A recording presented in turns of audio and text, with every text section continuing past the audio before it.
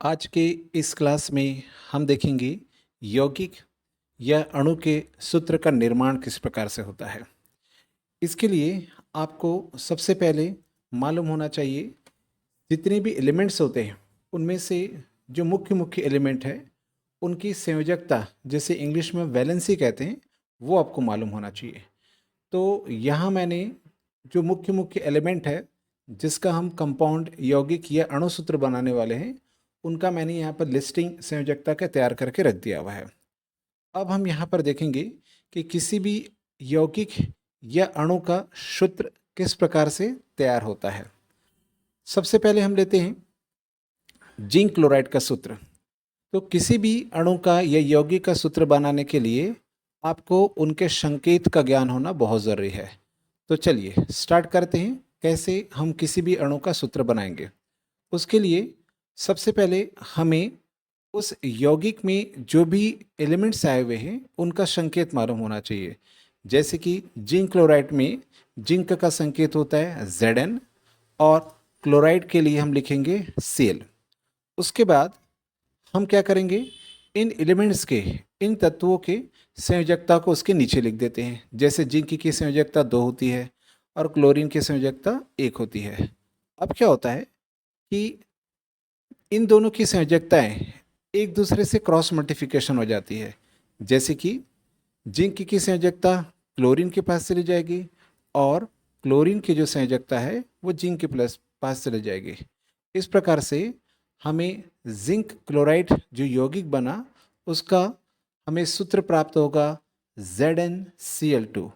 इसमें जो 1 रहता है, यहाँ पर देखिए जो 1 संयोजकता यहाँ पर क्लोरीन की है उसे Zn के नीचे 1 को लिखा नहीं जाता। कुछ नहीं है, इसका मतलब समझा जाता है कि वहाँ पर 1 है। लेकिन 1 के अलावा कोई भी अंक है, जैसे Cl के पास ये संयोजकता जो 2 है वो Cl के पास चली जाएगी तो यहाँ पर 2 लिखेंगे। इस प्रकार से जिंक क्लोराइड का जो फॉर्मूला हमें मिलेगा वो ZnCl2 मिलेगा। उसी प्रकार से दूसरा देखते हैं हम लोग मैग्नीशियम क्लोराइड। सबसे पहले हम क्या करेंगे, मैग्नीशियम क्लोराइड में मैग्नीशियम का संकेत लिखेंगे Mg और क्लोराइड के लिए लिखेंगे Cl। संयोजकता, मैग्नीशियम की संयोजकता आप 4 टेबल से देख सकते हैं, यहाँ पर 2 होती है और क्लोरीन की 1 होती है। तो यहाँ पर मैग्नीशियम की संयोजकता 2 क्लोरीन के पास चली जाएगी और Cl की संयोजकता 1 मैग्नीशियम के पास चली जाएगी। तो यौगिक का आपको सूत्र मिलेगा MgCl2। इसी प्रकार से आगे बहुत सारे यौगिकों का हम प्रैक्टिस करेंगे। अब हम देखेंगे कॉपर क्लोराइड का सूत्र कैसे बनेगा। सबसे पहले संकेत लिखेंगे कॉपर के लिए Cu, क्लोराइड के लिए Cl।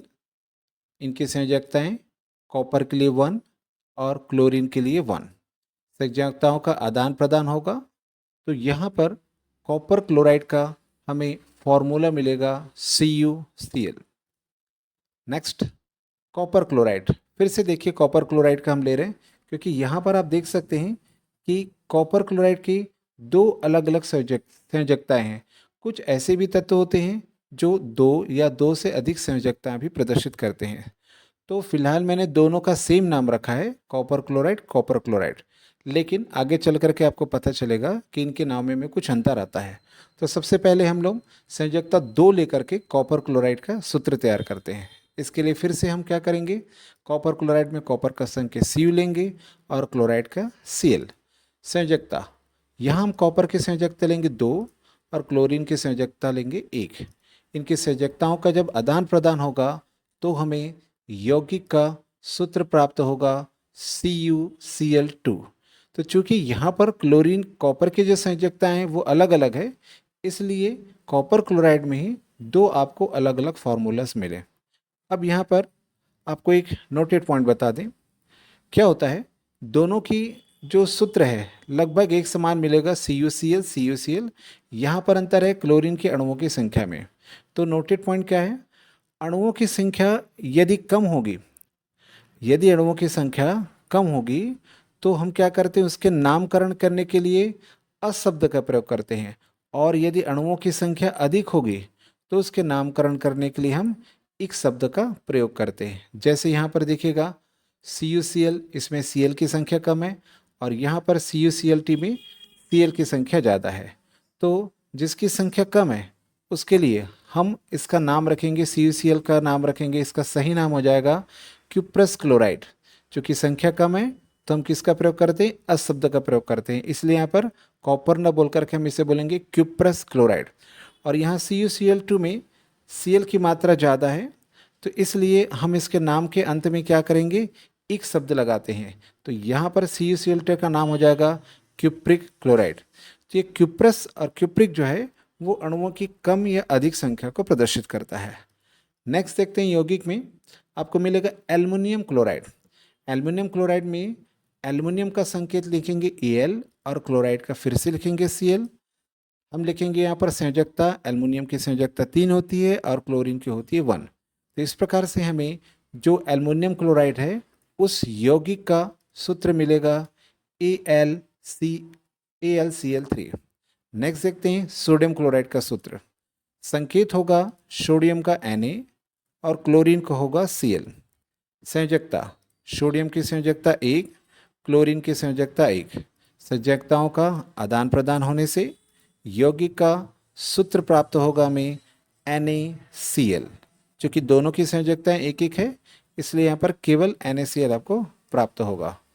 आगे हम देखेंगे हाइड्रोजन क्लोराइड का सूत्र। तो हाइड्रोजन क्लोराइड में हाइड्रोजन का सिंबल यानी संकेत होगा H और क्लोराइड के लिए फिर से लेंगे हम Cl। इनकी संयोजकता हो जाएगी हाइड्रोजन की 1, क्लोरीन की 1। अगेन यौगिक का आपको जो सूत्र मिलेगा वो मिलेगा HCl। तो इस प्रकार से हमने यहाँ पर हाइड्रोजन क्लोराइड का नाम रखा या फिर यौगिक का सूत्र हमें प्राप्त हुआ। नेक्स्ट में हम देखेंगे कि रसायनों में या यौगिकों के नामकरण को किस प्रकार से बोला जाता है, इसे एक बार सीखने का प्रयास करेंगे। फिर आगे भी इसी प्रकार से यौगिकों का सूत्र कैसे कैसे बनता है वो हम देखेंगे। तो चलिए स्टार्ट करते हैं, रसायनों या यौगिकों के नामकरण कैसे आपको ध्यान रखने होते हैं। तो यहाँ पर आप देखेंगे Cl2 है या फिर यौगिक के सूत्र में आपको Cl दिया रहेगा। दोनों ही परिस्थिति में इसे पढ़ा जाता है chloride. For example ZnCl2, ZnCl2 को हम पढ़ेंगे जिंक क्लोराइड। MgCl2 को हम पढ़ेंगे मैग्नीशियम क्लोराइड। CuCl2 को पढ़ेंगे कॉपर क्लोराइड। उसी प्रकार से FeCl2 को पढ़ेंगे हम आयरन क्लोराइड। NaCl को पढ़ा जाएगा सोडियम क्लोराइड। AgCl को हम पढ़ेंगे सिल्वर क्लोराइड। CaCl2 को हम पढ़ेंगे कैल्शियम क्लोराइड। HCl को हम पढ़ेंगे दो अलग अलग नामों से पढ़ेंगे। इसे हम कह सकते हैं हाइड्रोजन क्लोराइड। जिस हिसाब से हमारे पास सीरीज आ रहा है उस हिसाब से हम इसे पढ़ेंगे हाइड्रोजन क्लोराइड, परंतु इसका जो रासायनिक नाम है या प्रचलित नाम है वो है हाइड्रोक्लोरिक अम्ल। यहाँ पर लिखेंगे हाइड्रोक्लोरिक अम्ल। नेक्स्ट देखेंगे KCl, इसका नाम पड़ता है पोटेशियम क्लोराइड। नेक्स्ट होगा NH4Cl, जिसे हम पढ़ते हैं NH4 के लिए अमोनियम और Cl के लिए क्लोराइड। तो यहाँ पर हो जाएगा अमोनियम क्लोराइड। उसी प्रकार से HgCl2, HgCl2 को पढ़ा जाता है मर्क्यूरिक क्लोराइड। FeCl2, अगेन देखिए FeCl2 फिर से आया, इसे हम फिर से पढ़ रहे हैं क्या, यहाँ पर हम पढ़ रहे हैं फेरस क्लोराइड। इसलिए पढ़ रहे हैं क्योंकि दो सेम सूत्र हैं जिसमें अणुओं की संख्या आपको डिफरेंस मिलेगा। तो हम फिर से पिछले बार जैसे मैंने बताया था पिछले पृष्ठ में कि अणुओं की संख्या कम या ज़्यादा होती है तो हम क्या करते हैं, कम के लिए अस शब्द इस्तेमाल करते हैं और अधिक के लिए एक शब्द का इस्तेमाल करते हैं। तो यहाँ पर FeCl2 के लिए नाम पड़ेगा फेरस क्लोराइड और FeCl3 के लिए नाम पड़ेगा फेरिक क्लोराइड। नेक्स्ट वन आपको मिलेगा AlCl3, इसे कहा जाएगा एल्युमिनियम क्लोराइड। फिर से वही बात मैंने यहाँ पर नोटेड पॉइंट में लिखा हुआ है, जब अणुओं की संख्या कम हो तो अस शब्द का प्रयोग करते हैं और जब अणुओं की संख्या अधिक होती है तो हम एक शब्द का प्रयोग करते हैं। तो इसी प्रकार के बहुत सारी केमिकल जो कंपाउंड के जो नाम मिलेंगे, अणुओं के जो नाम मिलेंगे, उनका आप प्रैक्टिस कर सकते हैं। नेक्स्ट हम देखते हैं, फिर से देखेंगे कि विभिन्न विभिन्न प्रकार के जो यौगिक है या फिर अणु हैं उनका सूत्र किस प्रकार से तैयार होता है। तो सबसे पहले हम यहाँ पर तत्वों की संयोजकताओं का एक सीरीज तैयार कर लेते हैं और देखते हैं।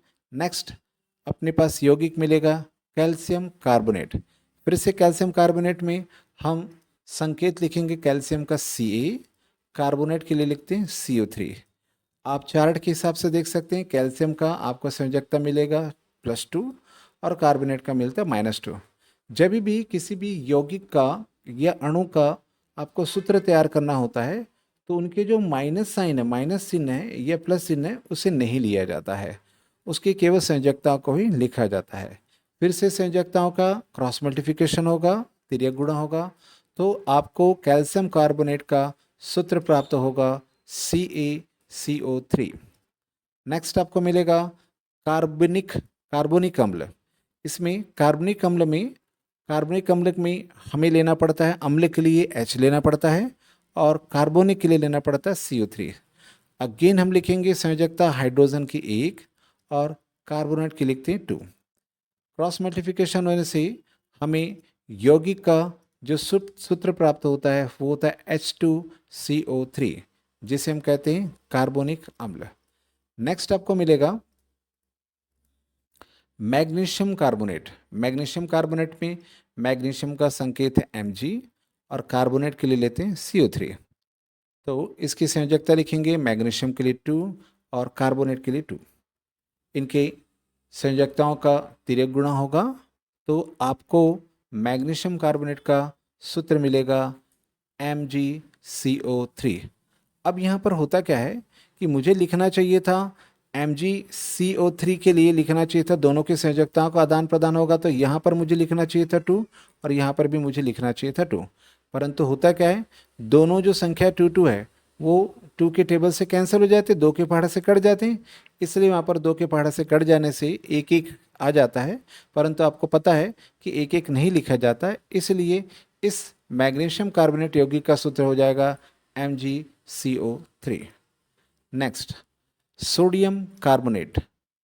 सोडियम कार्बोनेट में सोडियम का संकेत होगा Na, कार्बोनेट के लिए CO3। सोडियम की संयोजकता आपको मिलेगी 1 और कार्बोनेट की मिलेगी 2। इस हिसाब से हम जब उनका क्रॉस मल्टीप्लिकेशन करेंगे तो यौगिक का हमें सूत्र प्राप्त हो जाएगा Na2CO3। नेक्स्ट देखते हैं हम एल्युमिनियम ऑक्साइड। अब देखिए, अब अगर आप साथ साथ प्रैक्टिस कर रहे होंगे तो संयोजकताओं को देखते हुए मेरे यौगिक का सूत्र बनाने से पहले आप जरूर बना लें। तो इनके संकेत के अनुसार से एल्युमिनियम का संकेत होता है Al और ऑक्साइड के लिए हम लेते हैं O। संयोजकता एल्युमिनियम की संयोजकता होती है 3, जैसे कि टेबल में आप देख रहे हैं, और ऑक्सीजन की संयोजकता होती है 2। क्रॉस मल्टीप्लिकेशन होगा संयोजकता का तो यौगिक का आपको सूत्र मिलेगा Al2O3, जिसे हम कहते हैं एल्युमिनियम ऑक्साइड। नेक्स्ट आपको मिलेगा मैग्नीशियम ऑक्साइड। मैग्नीशियम ऑक्साइड में मैग्नीशियम का संकेत Mg, ऑक्साइड के लिए O, संयोजकता Mg की होगी 2 और ऑक्सीजन की होगी 2। अब हम देखेंगे यहाँ पर इस यौगिक का सूत्र क्या होगा। तो यौगिक का सूत्र आपको मिलेगा Mg2O2। तो यहाँ पर देखिए मैंने दोनों की संयोजकताओं को क्रॉस मल्टीप्लिकेशन करके लिखा है, लेकिन वास्तव में आप देखेंगे कि दोनों 2 कट जाएंगे, 2 1 कम 2, 2 1 कम 2, तो वहाँ पर 1 आ जाएगा। उस हिसाब से यौगिक का आपको सूत्र मिलेगा MgO। तो मैग्नीशियम ऑक्साइड का आपको जो फाइनल फार्मूला लिखना है वो होगा MgO। नेक्स्ट देखते हैं सोडियम नाइट्रेट। तो सोडियम नाइट्रेट में सोडियम का संकेत होगा Na और नाइट्रेट के लिए लिखते हैं हम लोग NO3। इसमें सोडियम की संयोजकता 1 और नाइट्रेट की यहाँ पर टेबल में देख सकते हैं -1 के लिए हम क्या करेंगे 1 लिखेंगे। तो इनके संयोजकताओं का आदान क्रॉस मल्टीप्लिकेशन होने से यौगिक का आपको सूत्र मिलेगा NaNO3, जिसे सोडियम नाइट्रेट कहा जाता है। नेक्स्ट मिलेगा आपको पोटेशियम नाइट्रेट। पोटेशियम नाइट्रेट में पोटेशियम का संकेत होता है K और नाइट्रेट के लिए अगेन NO3। नेक्स्ट इसकी संयोजकता लेंगे, पोटेशियम की संयोजकता 1 और नाइट्रेट के लिए हम लेते हैं फिर से 1। इस के अनुसार जब इनकी संयोजकताओं का क्रॉस मल्टीप्लिकेशन होगा तो पोटेशियम नाइट्रेट का आपको फॉर्मूला मिलेगा KNO3। तो इसे पढ़ेंगे हम लोग पोटेशियम नाइट्रेट। तो यौगिक का या फिर अणु का सूत्र निर्माण होने के साथ साथ में उनका नामकरण अथवा नाम कैसे बोला जाता है ये भी बहुत ही ध्यान से देखेंगे, ताकि आप सभी बच्चे समझ जाए कि यौगिकों का नाम किस प्रकार से बोला जाता है। नेक्स्ट आपको मिलेगा कार्बन डाइऑक्साइड। कार्बन डाइऑक्साइड में कार्बन का संकेत होगा C, एनऑक्साइड के लिए O, संयोजकता होगी कार्बन की 4 जैसे कि टेबल में आप देख रहे हैं, और ऑक्सीजन के लिए होगा 2। इनकी संयोजकताओं का जब तिर्यक गुणा होगा तो आपको यौगिक का जो सूत्र मिलेगा वो मिलेगा C2O4। अब इस C2O4 को क्या लिख सकेंगे तब तक आप सोच करके रखिए, आगे हम देखते हैं। Carbon tetrachloride. कार्बन टेट्राक्लोराइड में कार्बन का संकेत मिलेगा आपको C और क्लोराइड का संकेत मिलेगा Cl। इनकी संयोजकता में कार्बन की संयोजकता आप 4 टेबल से देख सकते हैं 4 है, और क्लोरीन की संयोजकता 1। तो संयोजकताओं का क्रॉस मल्टीप्लिकेशन से होने से आपको यौगिक का सूत्र मिलेगा CCl4, जिसे हम कहते हैं कार्बन टेट्राक्लोराइड। तो जैसे कि मैंने बोला कि यहाँ पर CO कार्बन डाइऑक्साइड के लिए देखिए आपने लिखा होगा क्रॉस मल्टीप्लिकेशन करके C के पास चले गया 2 और O के पास चले गया 4।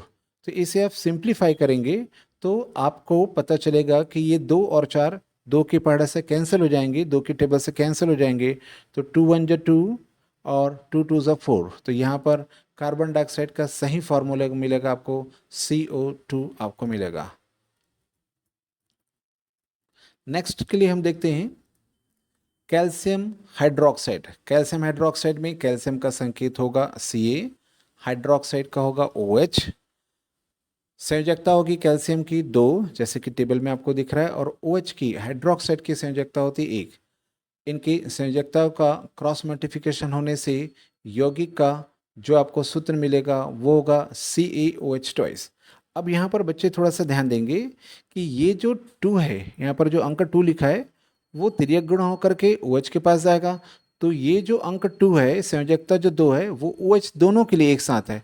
तो दोनों पर अलग अलग न लगा करके परिपाटी के अनुसार हम एक ब्रैकेट लगा करके नीचे में 2 लिख देते हैं। ये 2 ये बताता है, या फिर ब्रैकेट के माध्यम से आपको ये पता चलता है कि ये जो 2 लिखा हुआ है वो केवल OH के लिए है।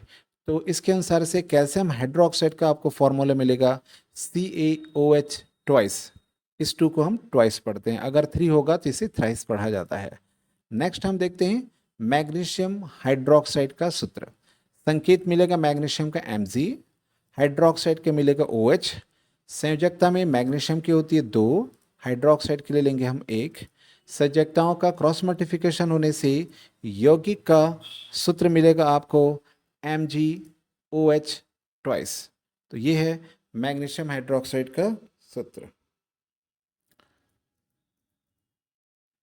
तो अगर आपको चैनल अच्छा लगा हो तो चैनल को सब्सक्राइब करें और बेल आइकॉन ज़रूर दबाएं, ताकि आपको आने वाले जो वीडियोस है उसका नोटिफिकेशन मिलता रहे। Thanks for watching video.